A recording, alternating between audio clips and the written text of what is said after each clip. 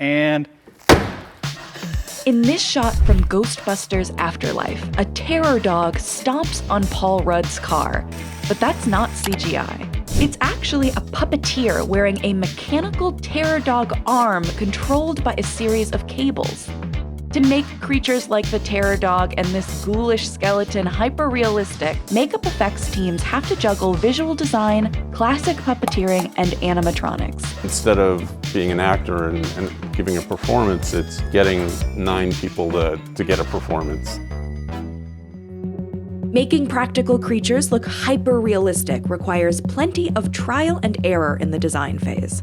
This was especially true for Afterlife. To stick to the spirit of the original Ghostbusters, the team had to modernize the original terror dog from 1984 with as little CGI as possible. They started with these maquettes, miniature models used to nail down a creature's look before creating the actual on-screen model. Maquettes also give the visual effects team a real-life reference so they can complete CG shots that are too difficult to do practically, like when the terror dog runs through Walmart. This is when Arjen runs paint tests on a mock head to determine which colors look best on camera. For example, his team amped up the lip color in the final version. And a more detailed reference head gives a sense of what it'll look like under movie lighting. So if he's in warm light, you can tell he's more brown. But if he's in cooler light, he's more gray. At the same time, Afterlife animatronic designer Bill Sturgeon conducted a movement test by connecting a scaled-down 2D printout of the terror dog to brass tubing, a popsicle stick, and plastic cables. This is how Sturgeon determines the creature's biggest and most notable movements, known as the gross body move. Once a creature's look and movements are solidified, the makeup effects team will then sculpt the final design true to size. For Afterlife, they made a larger model of the dog out of 600 pounds of clay, which served as the mold for the actual animatronic. So it was key to get everything right, down to the crevices on its horns and skin. Arjen cast the mold with foam latex, a departure from the modern standard of silicone. We opted to go with foam latex because of the weight, but it also moves great in compression. Silicone would have worked, but it also would have made the terror dog about 500 pounds heavier than it already is. With the mechanics and protective fiberglass shell, the terror dog ultimately weighed 450 pounds. Still heavy, but light enough to maneuver. Softer foam latex wouldn't suffice for every part of the creature, like its teeth, which were made with acrylic. So they're actually hard. Yeah, you do not want to get bitten by one of these. The acrylic created a degree of translucency, similar to a real set of teeth. But it would be too brittle for the dog's nails, which needed to be strong enough to endure the physical demands of shooting. So they used urethane resin for light, tough, and hollow nails. If they would get hit or somebody would accidentally step on it, they wouldn't break. So there's a lot of thought that went into it. These horns were also made of the same resin as the nails, which let light in to look more realistic on camera. Look at the difference between the horns made during paint tests and the final version. It just absorbs the light like a real horn would. The horns also needed to be sturdy since they needed to be removable. The crew only made one terror dog animatronic to stand in for both Zool and Vince Clortho. So they built the horns with magnetic attachments, which could easily be swapped out. These longer horns were for the male, and these shorter ones were for the female terror dog. But for practical creatures to look convincing, they ultimately have to move realistically. Unlike more traditional puppeteering, animatronic work requires mechanized motors known as servos, which can be programmed to create specific movements. Instead of cables and strings, they're brought to life using controllers. For Afterlife, the terror dog would have to be designed to fit all the servos inside, and there were a lot of them.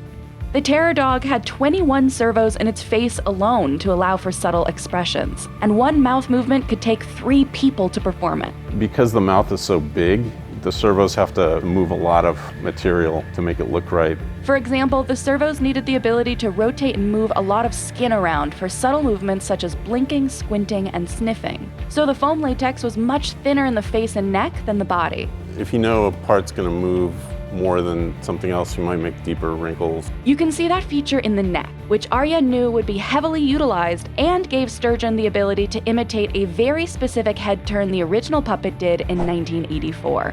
It could even look like it was actually eating out of a bag of dog food during this moment. The terror dog also needed to open its mouth wide, meaning placement of the jaw's pivot point was also key. We had to figure it out. Can be too high, can be too low. It would look odd. Going down the rest of the animatronic's body, the foam latex could be much thicker since it had less animatronic movement. But it still required some crucial additions. Sturgeon placed a linear actuator in the beast's stomach. This specific servo would only push out in a straight line to mimic realistic breathing. This full body shot of the terror dog right here, that's actually CGI, as Arjen and his team never created its back half for real. Instead, the top half was attached to a cart with 2 weights on it. The cart made it easier to move the heavy puppet around, so it could be placed on the hood of a car in one shot. Puppeteers will also rely on traditional cables when the movement calls for it, like with this snarl, one of the most complicated movements for the dog. Sturgeon used cables to work alongside the servos and the lips to really nail the look. That's actually a number of servos working at the same time to give it left and a right side and snarl. And in these quick shots of a skeleton miner, the ghost needed to handle a coffee mug. So creature designer Tanner White designed this cable system that connected his hand to the miner's hand. Each of the joints was the real limit of the actual hand joint, so it didn't move when it shouldn't. So each finger correlates to the finger movement, and since you use your own hand strength, you can grasp things a lot stronger than you could with a radio control. To grip something like the cup here, basically you just pull all of the fingers and the wrist movement down so that he's grasping, and then if you let go, whoop, he drops it. Giving life to these creatures can mean some very uncomfortable positions for the puppeteers. While the miner's eyes were radio controlled off camera, Arjen had to cable operate its brows and other parts of its face through the bottom of the puppet. That meant crouching under the diner counter to avoid ending up on camera. For some moves, it's easier just to puppeteer a single part of the anatomy on its own based on what's shown on camera.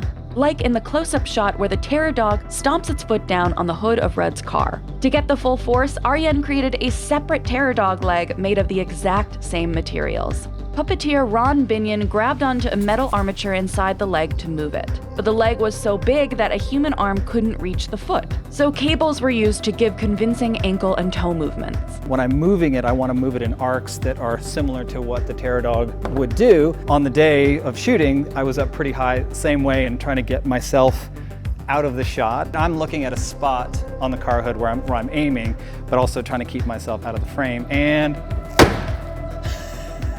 if I'm pushing down, you can still see the foot adjusting and moving and flexing as the creature would be, shifting on its weight and sort of coming down hard. And just like an actor, a practical creature needs some makeup before being camera ready. That can be as simple as a glossy shine on the skin or some drool.